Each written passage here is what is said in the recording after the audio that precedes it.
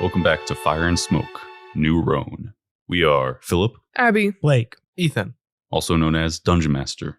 Avis Merlot, Devin Merlot, Neil. On the last episode, the old timers went through a little bit of interpersonal turmoil, with Neil wanting to leave the merchant, who would be unconscious for an indeterminate amount of time because of their altercation with the corrupt.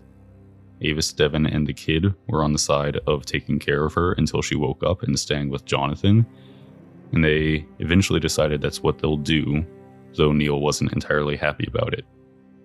After the merchant did wake up, they got back on the road, and eventually Devin and Avis had a conversation about what Devin found at the station, the file about Milo and what happened to him in the past, their apparent past, where they came from. After all of this, during the final week of travel, they needed to make their way through Kennedy in a mountain pass that couldn't really be avoided. The merchant warned them that the people there were strange and that they shouldn't talk to them much, but once they passed through, they saw the place was empty. The merchant saying that that wasn't the case only a few months ago, the last time she passed through, and that she didn't know what had happened to everybody. As they came to the area that they know should be where the magnetic pole of the Arctic is, another strange thing. The sky cleared of fog, something that's ever present during the long night, and they saw stars in a bright night sky.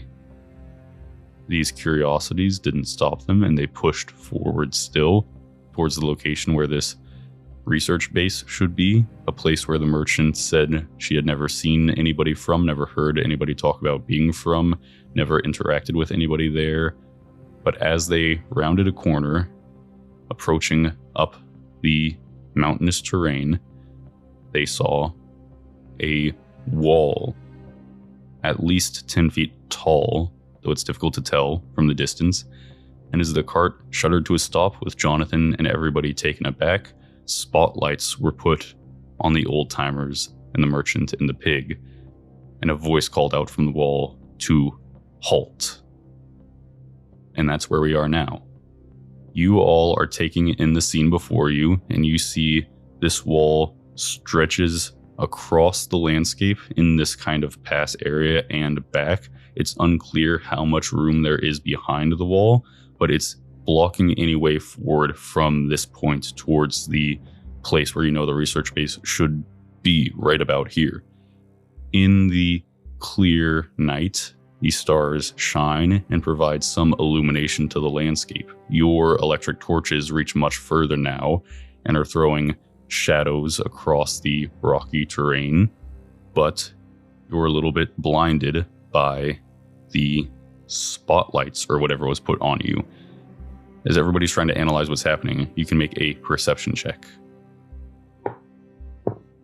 is it nat 20? Let's go. Okay. Okay, guess my 8 doesn't matter very much. 13. Avis, you seem to see some people start to approach the cart, approach you guys from the distance. They're a few dozen yards away as they're walking from this wall.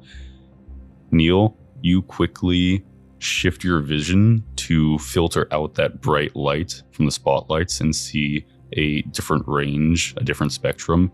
And you see there are 4 people approaching you. They don't have weapons drawn. There's clearly more standing on top of the wall behind the spotlights looking at you all. Do you want to convey this information to the group? Yeah, I'll do it quietly. Like, There's 4 of them. I don't know if they're armed, but there's more watching from the wall. Okay, you think we can just talk to them? You think it'll be safe? The merchant looks nervous and she says, I don't know what this is. I haven't seen this before. I don't know what you guys led me into. But here. and she's going to reach out and cast a little bit of healing magic. She's going to bless all of you as you're unsure what's coming up, but you'll have a d4 added to any attack rolls or saving throws you might need to make in the next hour. She's going to upcast it to get 4 people. Also, something about what she casts, which is unfamiliar to you and perhaps unfamiliar to her, is something that removes your current corruption buildup. So your trackers all go to 1, whatever they're at, and you don't roll anything with disadvantage. If you still had that marked down for your next one, you go back to a 1 for your next use of magic. You all feel yourselves get a little stronger. She looks like she gets the wind taken out of her a little bit as she casts that magic. She gets a little bit tired. And Edna says, Who should do the talking? Jonathan starts to turn his head and be like, I could do the talking. No, Jonathan, I can do it. I can do it. Little shrug, and he's like, suit yourself. The people finish approaching the cart. They are backlit by these spotlights. There are 4 people. They all wear armor. It's hard to tell because it wasn't shining or anything from a distance. It's not particularly like, they're not wearing full suits of armor, but as they're close now, you can see they have like dulled and padded like breastplates and like some forearm bracers and just like a couple key parts. They're not wearing helmets or anything, but they're wearing protection. 2 of them look like they have straps, and like you can see the handle of a crossbow slung across their back. Like 2 of them have crossbows. The 2 in the back that halts a little bit further from you guys and let the other 2 approach look like they have these large firearms on their hips in their holsters. Devin, Neil, these look like timers. One of the 2 steps forward, a young looking woman, but she's obviously quite strong, and she has her hair cut short above the shoulder. She looks a little sternly at you guys, but doesn't look cruel or mean, just like matter-of-factly is approaching. And there is like a little glance at Jonathan. Confusion or concern. And she looks at all of you who are walking alongside the cart while the merchant rides on the bench, and she motions to her and says, "Step down, please." The merchant is going to be a little shaky, but step down. She looks at you guys with a hardening of her eyebrows, and she says, "What business do you have here? You approach now Queen Maud. Was this intentional?" We do mean to head this way, but we're not sure who or what Queen Maud is. She thinks a little bit, and she's going to turn to one of the ones in the back over her shoulder. And you all see, even though he's backlit a little bit, and it's kind of hard to see his face when he's a little bit further back away from you while the spotlights are still on, up on the wall, he apparently gives her a little nod, and she turns back and says, "Before you go any further, we need to search your carts." Are we hiding anything? Not that you guys I have don't seen think so. Not as that we of know of. No. anytime you've been in the No carts. We concern. know like contraband or anything. Okay, by all means, go ahead. She stays standing, and her other crossbow guard moves around towards the back and opens the door and spends a little bit of time digging around. And you see the merchant is like shaking a little bit, but she puts her hand on Jonathan to stable herself. I put a hand on Jonathan to stable Jonathan. Give him a knowing nod. Thank you. We have a whole thing. It wasn't the last episode, but we're close. We're buddies. You guys had multiple nice like moments by the fire. Yeah. Yeah. The guard returns and gives her a little nod, and she says, "All right, please have the cart pulled towards the gate. We will accompany you up. Is there any problem with this?" Yeah, that's all good. As you walk, Jonathan pulls the cart forward. He and Edna are a little bit hesitant. The timer wielders walk well in front of the group and get to the gate. It seems like one of these guards, the one that searched the carts, a taller, skinny man, with a little bit of like lanky features. Looks like he keeps nervously, like his eyes just shift nervously. Neil walks a little bit behind him, right? He's walking in front, and you see his eyes keep glancing towards him in like a nervous habit. You guys approach the wall. This kind of dirt road that had been roughly forming as you walk towards it is now like made of gravel, and there's a large gate in the wall. You see this wall is like 16 feet, 17 feet tall now. It's made of metal. It's made piecework, like this stuff wasn't like smelted and forged into big 17-foot panels, but it is engineered. It's clearly not thrown together like a survivor's shelter or like a post-apocalyptic town, like putting up a wall. Like these pieces are not consistent. They're different colors. They come from different places, but they were cut and bolted into place in a way that is very designed, not haphazard.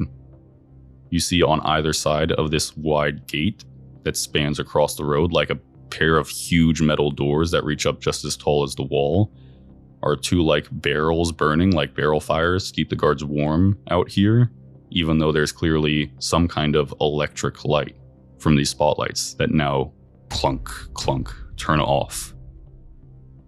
The guards remove some bars, some things on the door out here, and set them to the side, some like locks or blocks. And you hear on the other side of the wall, bars are also removed from the doors. The guards are a little bit nonchalant as they knock twice on the door, and the door swings inward. Can I be glancing around at some of these guards and try to tell, like, is this a kind of common thing for outsiders or other people to be showing up? Or is this like, do they seem like kind of on guard, or it's a little unusual? They are doing standard procedure. They were a little taken aback about like you showing up though. Like that's not standard. So it's a little bit weird.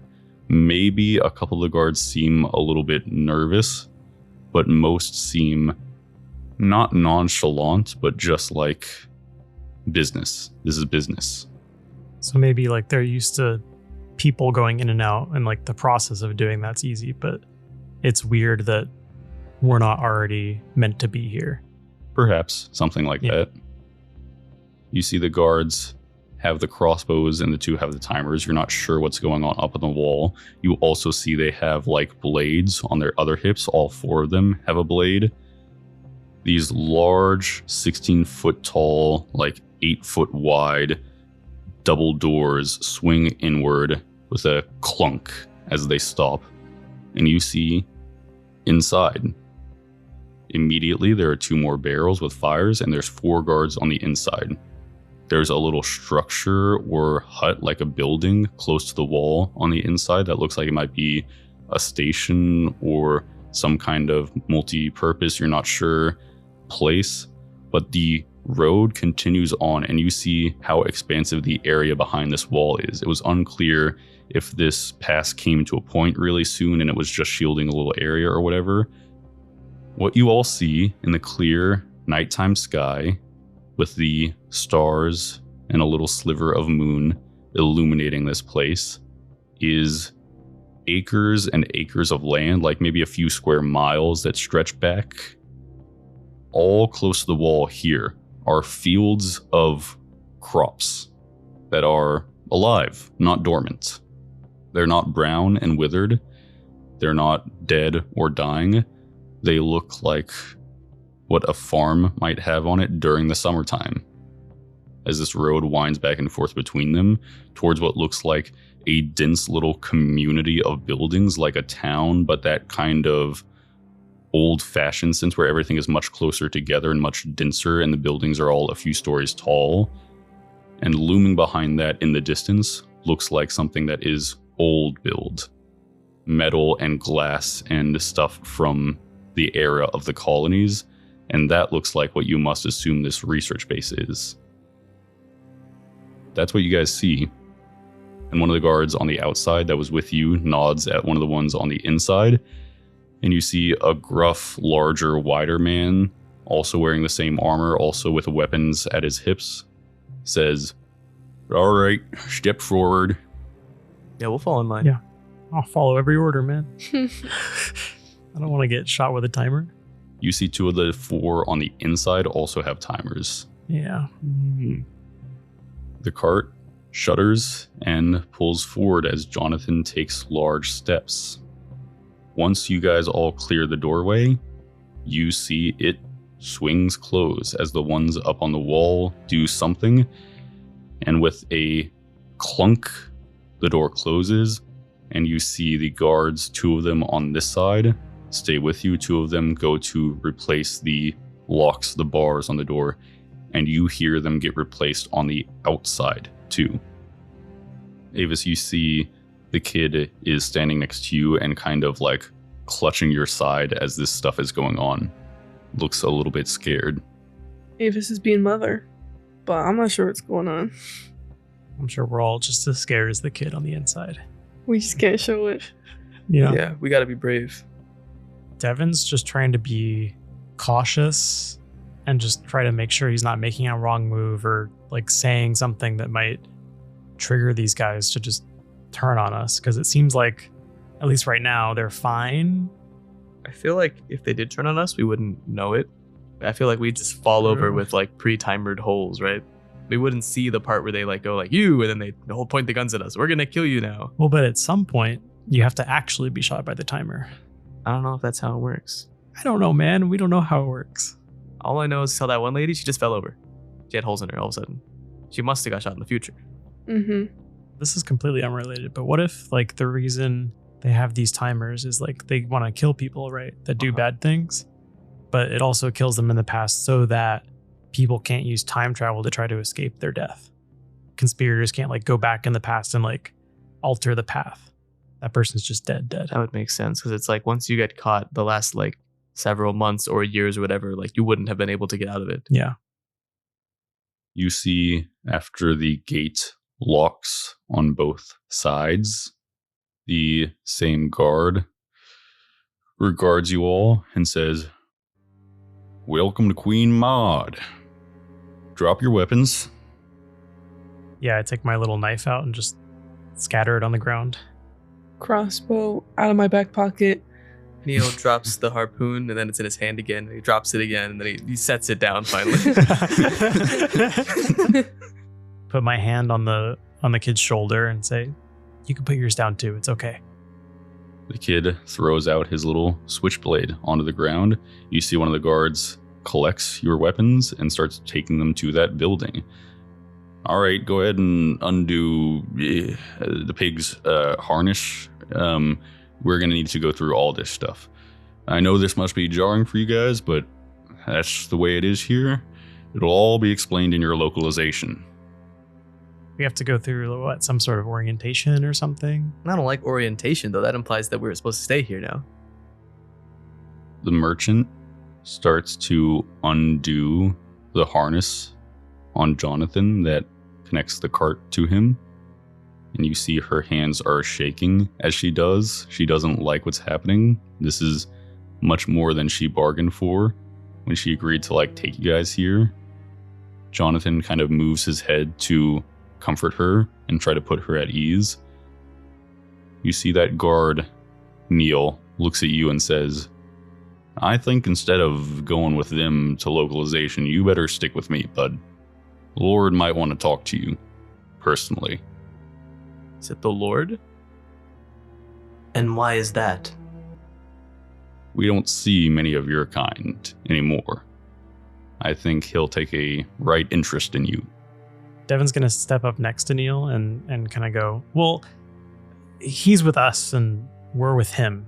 So wherever we go, he goes, and wherever he goes, we go." You get a curious look out of him. He says, "Do the lot of you have some kind of business with the Lord or something? Amen. Why are you here? How do you possibly have a robot with you? I was pretty sure that most all the other robots were extinct." Maybe it's a good idea we go talk to the Lord. We think we have business with the Lord. You think? Yes, we'd like to talk to the Lord. Why? Who are you? Should we be upfront with him? No, we don't have. I don't think we have to. We're saving it for the Lord. Yeah, I this think- is some But guard. we We're have not to, gonna- but we have to Not- give like yeah. some basic level explanation, or otherwise the Lord might not agree to see us. Or like we'll say it. The guard can be there, but we're gonna say in front of the Lord first. Yeah, who is this guy? Does he know who we are? Clearly not. No, exactly. So maybe we could tell him. I don't know. We're the old timers. Quick, tell him. Oh, I can't say that. You can say that. Tell him we've been around say the it. block. Say it. Say who we are. Say who we are. Okay. He'll hear that, he'll know. Okay. I can't say we're the old timers. Say it. Yeah, tell him we're the old timers and that we've been around the block. Say it. Okay. I'm gonna give a glance to Neil. Neil nods. He knows what to do. And I'll say, well, we're the old timers, and we've been around the block. And I'm gonna provide help with whatever this is with an intimidate check. With an intimidate check? Yeah. So he knows we've been around the block. We're not to be pushed around. All right, roll your intimidation check. That's a dirty 20 intimidation. That's what's up. Okay. And now you roll a persuasion check with advantage, Blake, with his successful intimidation. It's a dirty 20. Boom. You see the guard looks a little taken aback, like, whoa. These guys must be local legends. I haven't heard about them. And then he shakes himself out of it and he looks at all of you and you don't have weapons anymore. And so he says, if you want to join your friend, fine, but you'll have to go to localization later. That's not a We'll problem. get out of that. No, you didn't say that out loud. I Okay. did that out loud. Yeah, that's not a problem. Right. So, and he turns to the merchant and the pig. You'll go to localization. And he looks at the old timers. The four of you will follow me from there. I will alert the Lord to your presence. You can have a little face-to-face meeting if you've got so much to say, apparently. As long as you're well aware that any troublemaking will be met with swift and deliberate action. You better hope we don't make trouble. That's not what I say. That's what I think in my head. Yeah, no, we wouldn't think of it. Of course not. Is anybody genuinely secretly keeping anything on them? Because they'll like give you a perception check as you go. In terms of like weapons or? Yeah. No. Probably just, we all have like at least one different fork from the subscription box on us, but I don't think they'd think that threatening. Circuit has force-empowered rend still. They don't know that. But Circuit is enclosed in the bag and unmoving. Yep. As the large guard turns to lead you all down the road through the moonlight, Edna and Jonathan are in the back, and Edna pulls on your arm, Neil, and says in a whisper, Neil, what are we doing? I get that they have weapons. I can see the timers. I'm not dumb. But what's going to happen to us? We're going to be separated. That's what he said, right? Neil feels like slightly responsible for her now. He tries to like push that back down. He goes, Try not to cause any trouble. We'll meet back up with you. Do you promise that you won't leave us here? in the most flat robotic voice, he goes, Of course. I promise. I'm always happy to help. Mm-mm. Is it true? no, he doesn't know. And he's not sure if he would like go through personal sacrifice to come back and get Edna. She clings a little tighter where she's grabbed your arm, Neil, and even though you can't really feel the squeeze, she says, I appreciate it, Neil. And I believe in you.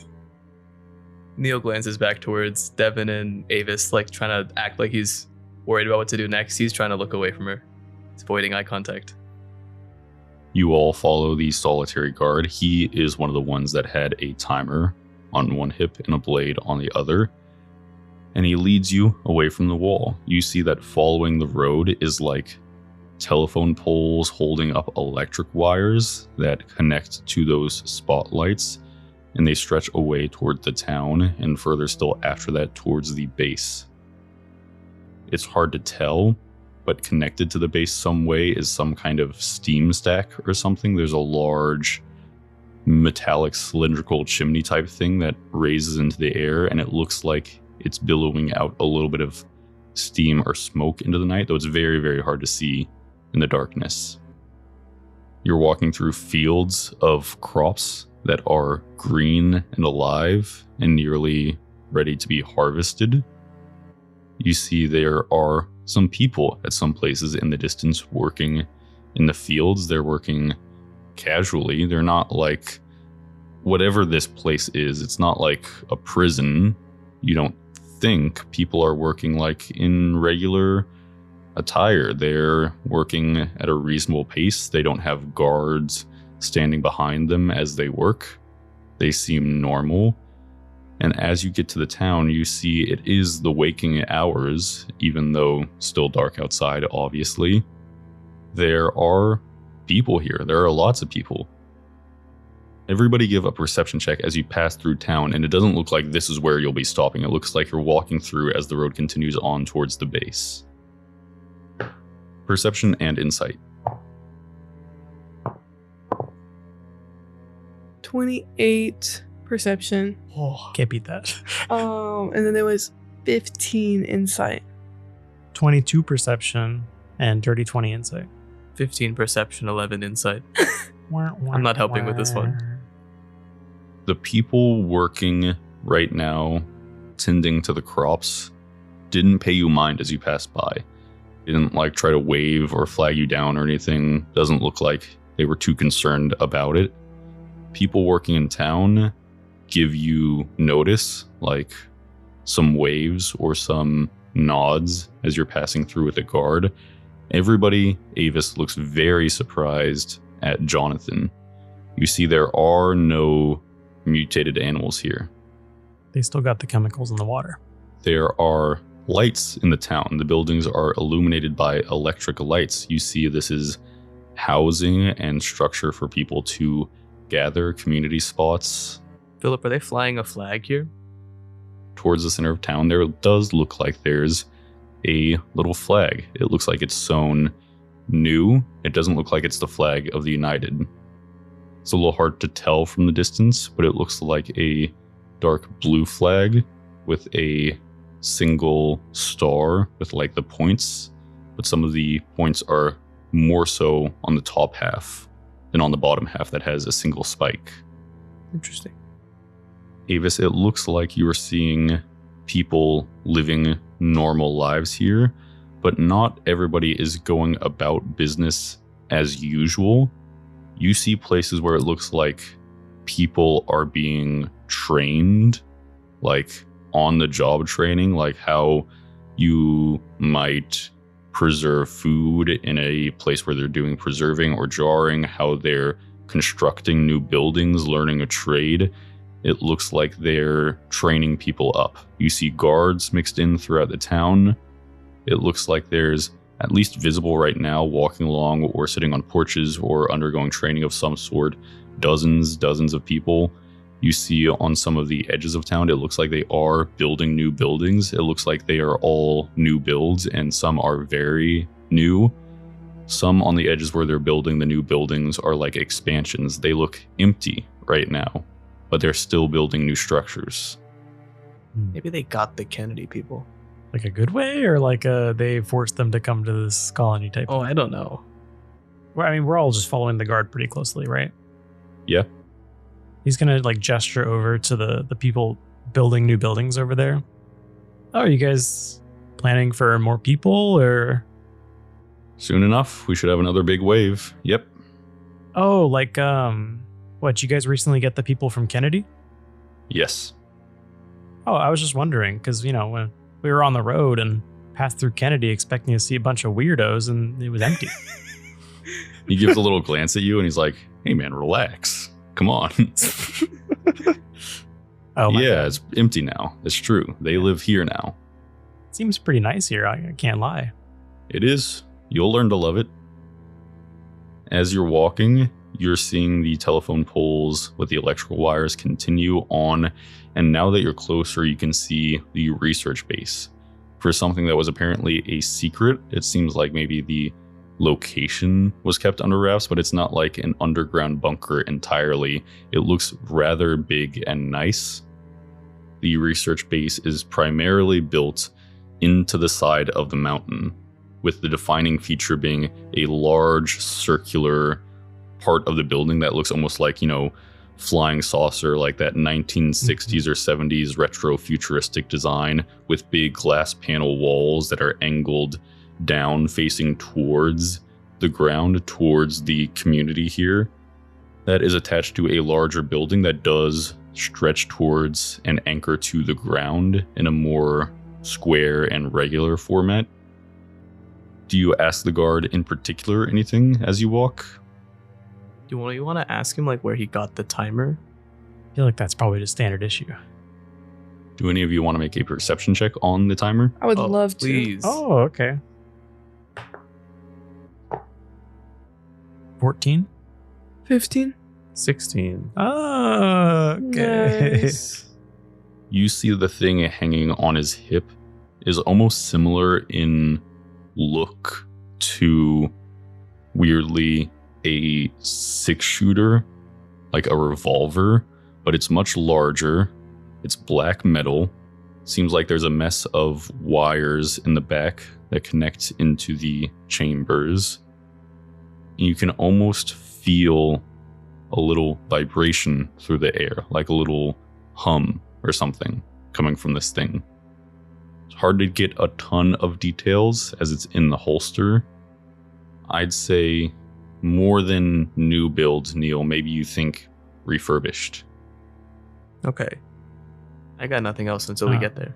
I think at some point I'll just ask, like maybe back when I asked about Kennedy. Oh, so where's the next wave coming from then?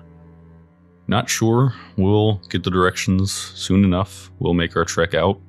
But that's all on a high level. You don't really need to get too worried about that stuff. You'll probably start something more manual for building the community, or, if you have any skills, stuff like that.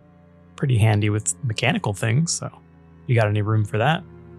Well then, Mr. Old Timer, maybe the Lord would like to talk to you. Play your cards right. Maybe you can be an apprentice to the engineer. That sounds enticing. And I think maybe just casual conversation after that. You have any kids? Talk about Milo, but in like a normal way. I'll pretend Milo is the kid, so nothing seems off. You guys all continue until you make it to the research base itself. You see the entrance that you're being led to is one that might have been more welcoming in the past, but was retrofitted and armored, like windows were replaced with metal, and there are 2 guards standing at the door now. And the guard that's leading you stops and says, "You 4 wait here, 2 of you," and he points at Edna and Jonathan and then nods his head to the left. "Over to the side with me. For localization, I've radioed ahead to make sure they're ready for the 2 of you." And you see he leads the 2 of them over. Jonathan looks stern and solemn, not a lot of emotion playing across his face. Edna looks at you all, and she turns to follow Jonathan and the guard, and you see there's like a larger garage door type thing with more guards positioned at it, but they are motioned to walk in, and there's somebody already in there. As the door closes, you do notice that one of the guards kind of pulls in the big one that was leading you, and like they have a hushed conversation, and you see some motioning inside, like the one is questioning something of him, and he's reassuring them or something or other. And then he turns to walk back to all of you. Probably about Jonathan. Probably like, does our brainwashing helmet fit on the pig? It'll be fine. It has adjustable straps. Are you all ready to follow me in then? Yeah, lead the way. Mm-hmm. Right.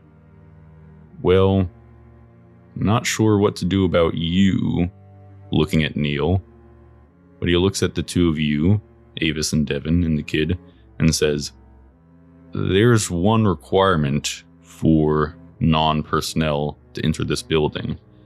Something that would have happened to you in localization anyways, so he removes something from his side from a pouch and brings out what looks like a water skin.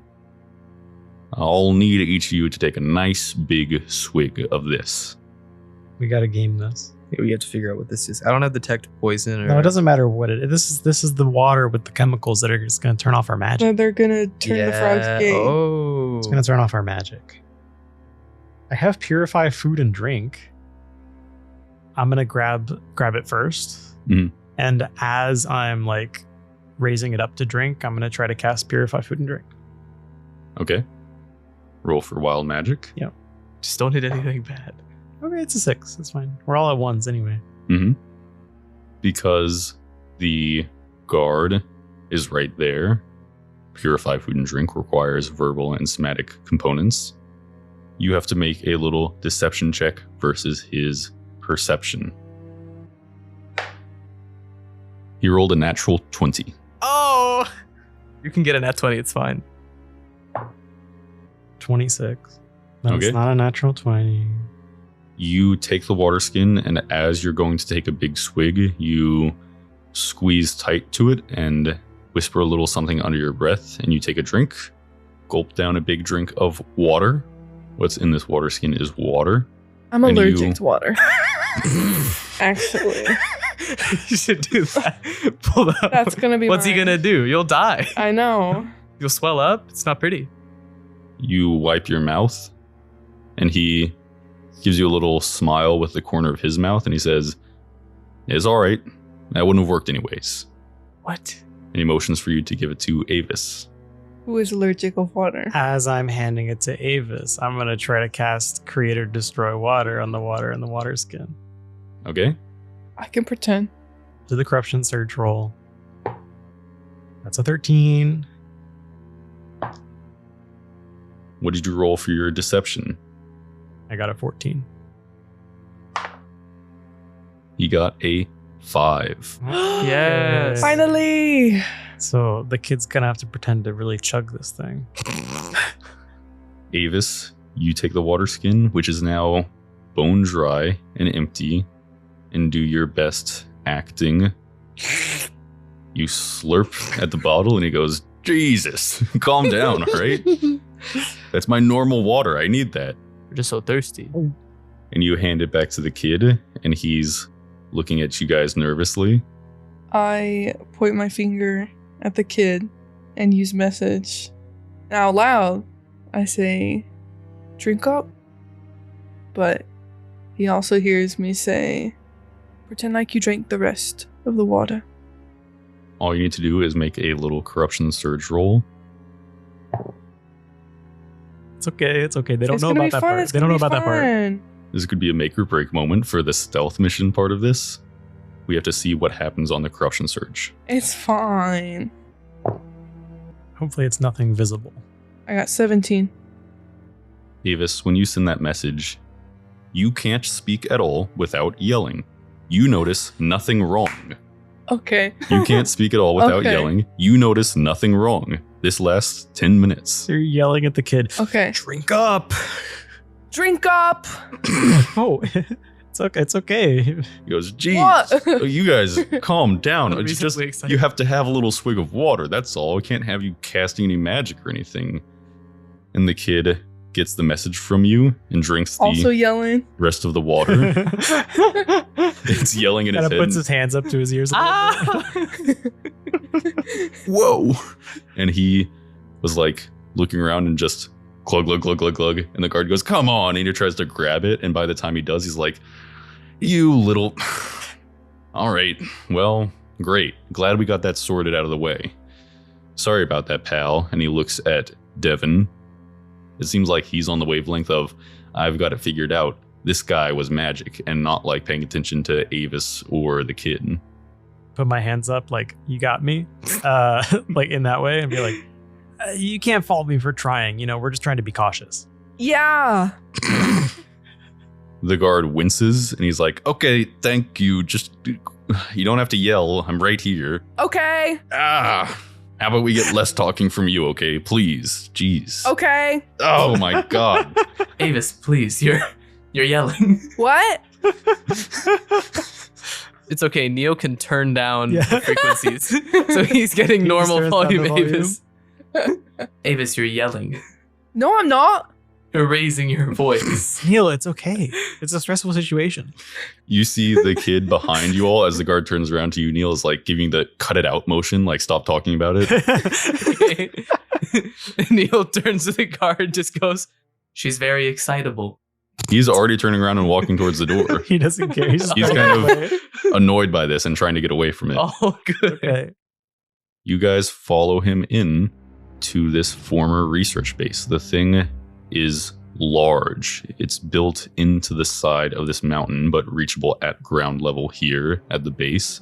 But you see that big prominent part that was overhanging and circular is like probably 10, 12 stories up. And you're led past some other guards. For how big this place is, at least down here, it feels empty. You make it to a elevator. You all pile in, the four of you with the guard, as it ding, ding, ding up to the 12th floor. The doors open and you're led through another maze of corridors and hallways. As you're walking through this upper section, it seems like it's more well lit. The lights here are all on. You see more people. And everybody can give a perception check once again to see if you spot anything of interest in the hallways that you take note of. You know I will. I won't. 15. I got a 22. 11. Devin, you see through one of the doorways off on a side hallway that is a bit ajar. There looks like there is a laboratory of some sort.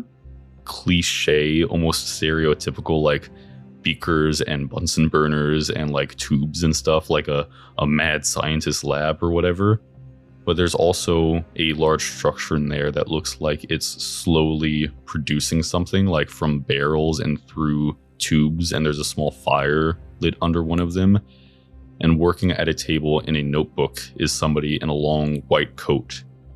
A very old looking woman with very white hair who looks a little bit frail, but she's got her back to the door and is writing something. On the other side, down the hallway, across from that, Neil, you clock just a little bit that there looks like there's somebody who's working at like an engineer's table, a drafting desk that's up at an angle. You only see like the arms and stuff, and you don't see any part of their face or anything else about the room. You're just catching a little sliver. At the end of this large hallway, after lots of twists and turns, you see a wide door. The guard takes something out of his pocket and scans a badge, and the door slides open with a hiss. Can I like RFID clone his badge really quick? Dirty. Right now, with your like laser eyes. Yeah. Not quite, no. Like, get close enough to him? You don't have that functionality in your fingertips Yeah, but necessarily. Circuit does. So Yeah. So he gives it a little sniff. we're gonna flash back to camp when Ethan was installing the RFID. We're reader not in playing Circuit. Blades. You can't do that. As the door opens, you are led into what must be that large circular part of the structure, a huge circular room. You're not sure if this was originally like a common space or a cafeteria or an enormous meeting room or some kind of just public amenity for this city-state building, but it is big and the windows are giving near 360 views down towards the community and out across, and you see the wall of fog in the distance near where the coves are and that land bridge is that connects this place. There are more than a few people in the room, all in guard attire, what must be a standard like uniform here that is made for them. You see some are chatting on the other side of the room, 2 or 3. A couple are sitting down working on something, and there is a large group of 4 or 5 at a table nearby where a person sits. This isn't a throne room, right? It wasn't designed to be a throne room. But this person on the other side of the room from you right now, just the way the chairs are turned to them, the way people are regarding or deferring to them, the way items are placed in relation to it, it feels like a throne. The guard says loudly as the door opens and you all step through, "Lord Admin, the people I radioed ahead about are here." And you see the person sitting in the chair, the throne, looks an awful lot like Avis's father, with some distinct differences. If this is the same version of him that you guys met, Devin and Neil, in the past before you got to this time, it's a little unclear because the person no longer looks scraggly, no longer looks disheveled. He looks clean shaven, and in fact has no hair now, is bald, and has a large tattoo that covers the side of his face and goes around the head, just like a band of red. And you see the person looks over at you, sternly and flatly, and calls out, "Welcome." Neil, the last time you saw the version of Avis's dad, whoever that was in the past, was after Devin had gone under the ice, and you reached out a couple times trying to get information or something from them until they literally left town. Like, you were trying to do anything you could to talk to him, to form some kind of connection, different strategies of being nice or being stern or being firm, and he eventually just got fed up with it and literally left, and you didn't see him after that. And that was over 100 years ago.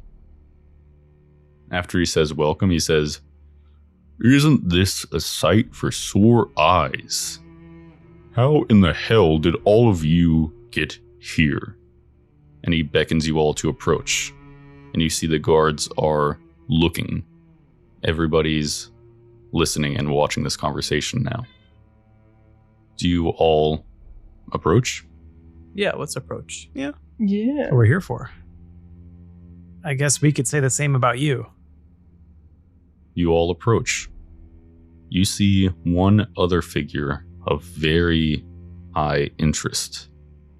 To the Lord Admin's right. Like his name is two different titles. The Lord Admin. Lord Admin. Like the Lord Protector of the Realm or something. To the Lord Admin's right is a robot. It's Neil. It is one that looks nothing like Neil. Oh.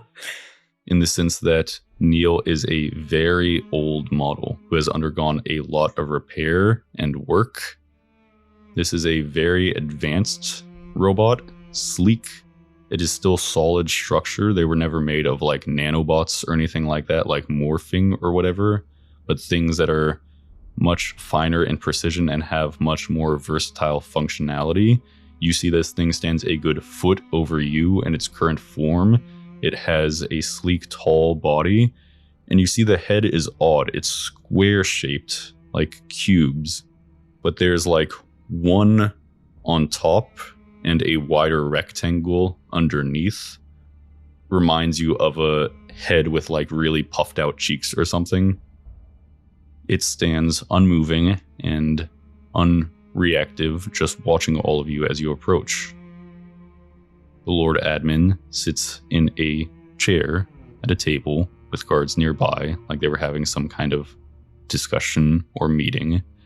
They are all quiet now. He looks at all of you. "I'm here because I built this place.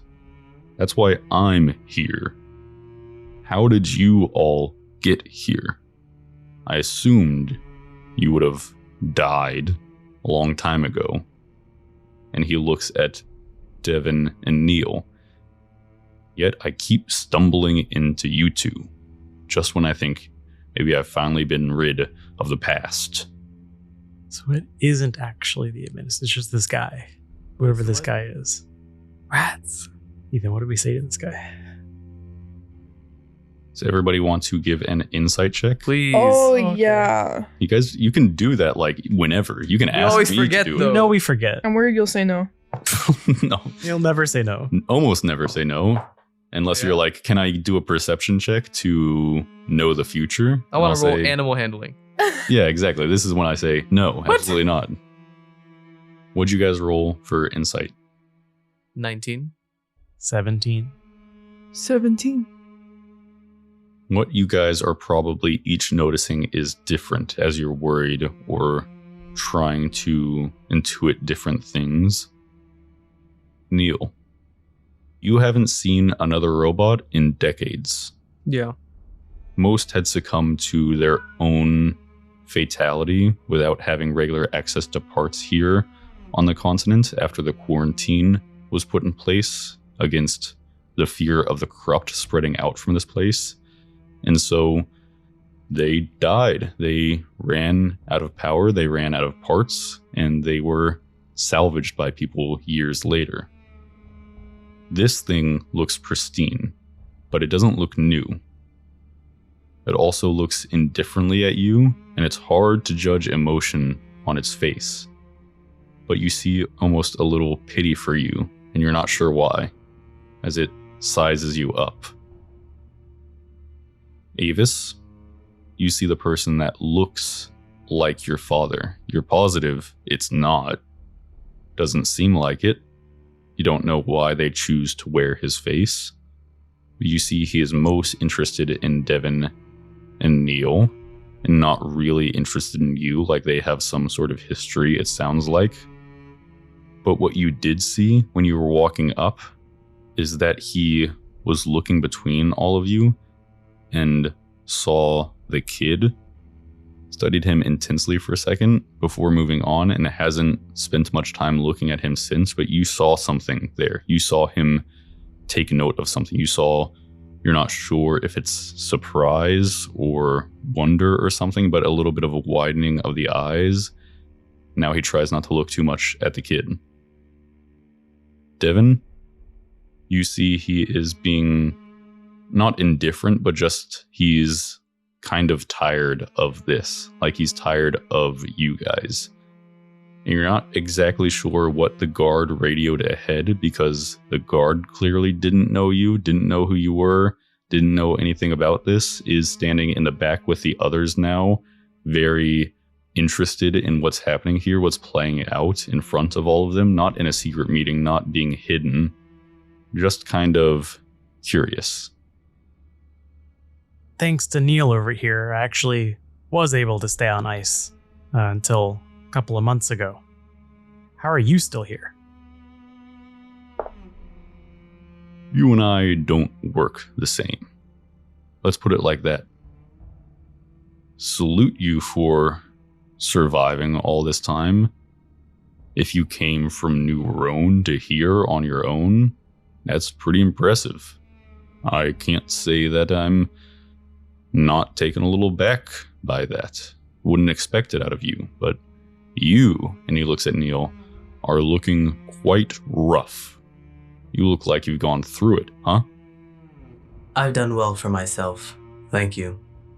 And I want to try to open channels with the robot. You absolutely can do that. Okay. You can open a channel between the two of you. Yes, please. You get no proactive first message from this robot as the kind of link between the two of you opens. Who are you? You get a note back. You won't need to worry about that for long. Just a single word, just Threatening? Response comes, I am the Lord Admin's right hand. We're his right hands. We? The channel closes. You said to the admin, I've done well for myself, and he looks at all of you and says, good to hear. Wouldn't want any of that stuff damaged. Here's what's going to happen. You two, and he points at Devin and Avis, go on back with the guard. He'll take you down to a holding cell until we figure out what we can do about the two of you. I'm not sure I could accept you here. I'm positive you might create too much trouble. You, and he points at the kid, you're going to stay here with me. I want to talk to you a little bit.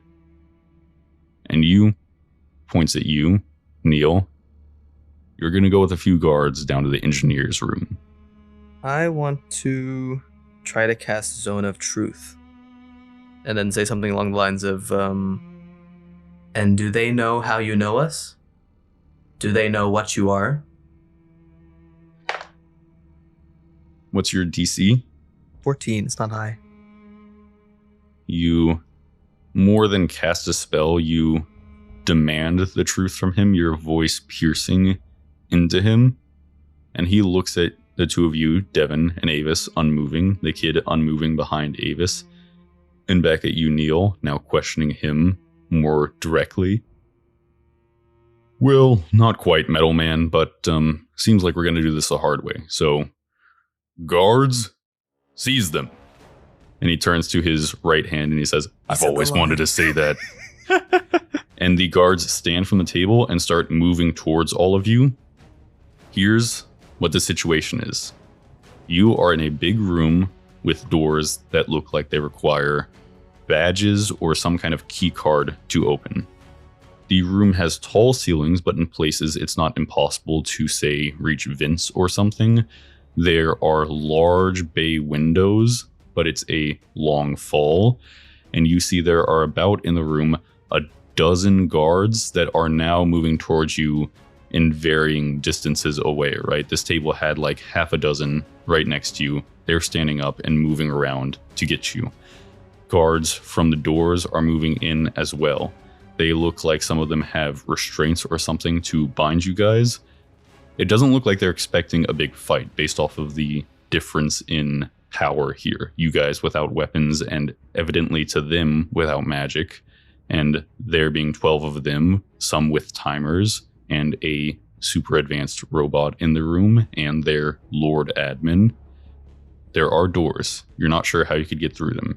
Neil, you think you might be able to short circuit one if you guys can't, at the very least, swipe a key card off of somebody, but then you will be running through a building of people with radios.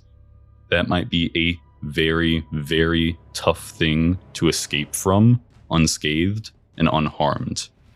If you want to do something more crazy but less risky of being immediately apprehended in total, something like going into the vents, you can give me any ideas if you have them. Or there is the window. Neil, you think you could jump out the window in a way where you could survive but take a lot of damage, like latching onto the stone face of the mountain wall and like tearing up your hand as you slide down, or hitting the ground hard and damaging your legs as you land. Whatever you'd want to sacrifice to do that. You think you might be able to even get one person out, but then you would be leaving two people here. Devin and Avis. Avis still has magic. Devin, you can feel yourself being limited to what you can do. It doesn't look like it's 100% gone yet, but it seems like it might be very erratic and unreliable. That is where we're at right now. What do you guys do? My magic isn't completely gone, right? But you said my spells are not working properly, so I don't want to risk it on that. I do have Featherfall technically. Oh yeah, but if we get out there and it doesn't work, then we die. It's ruined. He would never let us die. I bet we make a break for it.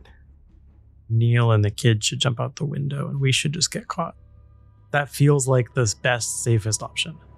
I'm concerned about the kid. That's what Avis would be thinking about. As the guards approach and you're making a split-second decision, what do you guys think? You can yell things to each other and take action. I'm going to grab Avis's hand, look at Neil and say, save the kid. And then turn and run at the guard by the door. All right. You both start to run towards the door as you yell that at Neil. Neil, what do you do? The guards are reacting now. They are starting to move. They are starting to move fast. Some are starting to draw weapons. Neil is going to like whirl the kid around to look at him, and he's just gonna say, You need to turn into one of the guards, and then you need to turn into somebody else. Keep turning. and he pushes him towards Devin and Avis. He's gonna hold everybody back for a second. Neil, I can't do that. That's not how it works. Uh-oh. And you see the admin is starting to stand up from his chairs, and guards are moving faster at you guys. What does he mean that's not how it works? This is not how we never asked him how it works. We never asked him how it works because you should have gotten the rule. Original plan. All right, I'm gonna grab him out the window then. You scoop him up under one arm and start running, pounding metal footsteps at this plate glass large window. As I jump out, I make eye contact with the other robot on my way down. He's gone full action mode. Neil, you shoulder the plate glass as you burst out, aiming yourself towards what? You think you could maybe sacrifice the function of one of your arms, at least until you could repair it, in order to claw your way down, like slowing your fall down the side of the building or down the side of the mountain. You think you could either land hard in a way that like compresses your legs and absorbs the impact and slows both you and the kid down. What would you rather do? I'd rather lose the arm. As they're about to like go towards the window, can I like try to shoot off a feather fall at them? I think Neil could survive the fall, but if it does work, then it's very helpful. As your magic is being depleted and drained away, you need to roll a corruption surge. Your current corruption tracker will be 1 through 15. If you surge, the magic won't work. If you don't surge, the magic will work. And you can feel it internally pulling against yourself, pulling away that power you felt yourself gain earlier, like it's trying to rip it out of your grasp. It is a 16. Neil starts falling to the ground, and you're angling yourself to like grab onto the side of the mountain face and like claw your way down as it tears up your arm. But you just slow all of a sudden, and you don't even need to quite get there as you start going down far more slowly, because it takes more than 6 seconds to reach the ground. Devin, you need to roll another wild magic surge after one round. If the wild magic surge happens, you will lose the spell. Your tracker is now a 1 through 17. He does get to fall 60 full feet though. Yep, So that's he falls pretty a good deal. You guys are just like 12 stories up. You're like 140 feet in the air. That's a 4. Go ahead and roll a corruption surge with disadvantage. Hopefully it gives you like huge fists that you can kill the guards with. That's true. It's an 8. Well, that's interesting, at least for what's happening right now. But Okay. unfortunately, it might hinder you guys' escape See your plans. arm? We already probably know that was 10, Okay. I think. I hope it's the worm actually. The guards raise as the call to seize you goes out. You grab Avis, Devin, and you yell to Neil to save the kid, and you guys start running for a door. Avis, you look over your shoulder, and the kid looks scared. Neil at first tries to push him towards you, and then there is some kind of commotion as the guards start moving in faster, drawing weapons as you guys are trying to run, and the Lord Admin is standing up, and Neil takes the kid instead and shoulders the both of them through a plate glass window as the glass shatters and falls with them. They start falling slowly at first for the first 6 seconds as you guys try to rush towards the door on the other side of the room and make it back out. After another 6 seconds, Neil, you guys fall like the last 20 feet. Devin, you feel that build up release. It lifts like off your chest and you feel much lighter. And then you realize you're holding onto Avis's arm and she has to start moving her arm up as you start to float up into the air. And you guys are stopped in your escape attempt because you're like kicking your legs in the air. You can't fly. You can't move forward. You start to float. You do not stop rising unless stopped. So like, This lasts for 1 minute. So Devin has to let go of your arm if he's like, unless you want to anchor him. Like he's not going to pull you with him. It's not that powerful. Like a balloon. But if you let him go, he'll hit like the ceiling and be stuck there for a minute. so is he Very fitting. weightless? Like I'm not feeling the weight of him. It feels like there's propelling, like he's pulling on you, not just weightless. I just like shoot him down like a football. like straight. Fling me towards them. You fling Devin. No, and he like past them. I'm trying to help Oh, okay, you. okay. you fling Devin and he like spins and like goes, whoa. He spins and goes, whoa, as he like hits a wall and starts raising and like sticks in between the ceiling and the wall in the like top corner of the room. The guards close around you, Avis. I just start Right. yelling, we surrender, we surrender. What? Stop it. No. I'm sorry. You guys see the Lord Admin runs to the window and sees Neil and the kid running full speed away towards the wall through the dark night. He lets out a pained sound of frustration and turns back to you and says to one of the guards, "Take them to the cell until we get those other two. We'll figure out what to do later. Now." And you guys are bound. Devin, you come down after a minute and slump to the ground. Can he fall? It's like, it's a hard fall. You know? Devin, actually, the flotation cuts off and you fall 100%. That's what I intended when And it I... crushes at least one guard. Yeah. You fall on top of a guard and you like take him It's off back his on. feet. They bind your wrists behind your back and start leading you guys down the hallway. Neil, you pound your legs. The kid is like holding onto your hand as you guys run off through the night. Devin and Avis, you guys are led to the elevator. The door closes, goes down more than 12 floors, goes down underground to a basement section. The door dings open. The 4 guards in the elevator with you push you out into a dark hallway. You see there are no lights down here, and one is starting to light up a torch while the others push you forward towards a door in the distance. You guys walk forward, the darkness enveloping you here deep underground. Looking forward, unable to know what lies ahead. And that's all for this episode of Fire and Smoke, New Ronne. If you're enjoying the show so far, please follow us on our D&D TikTok account at Fire and Smoke Podcast. If you're liking what you hear, leave us a nice rating. We appreciate it very much. Am I right, guys? You're so right. Meow. Meow? Meow. Meow. Meow. Where's Maple at? She's right here. Oh, she's sleeping? You're welcome.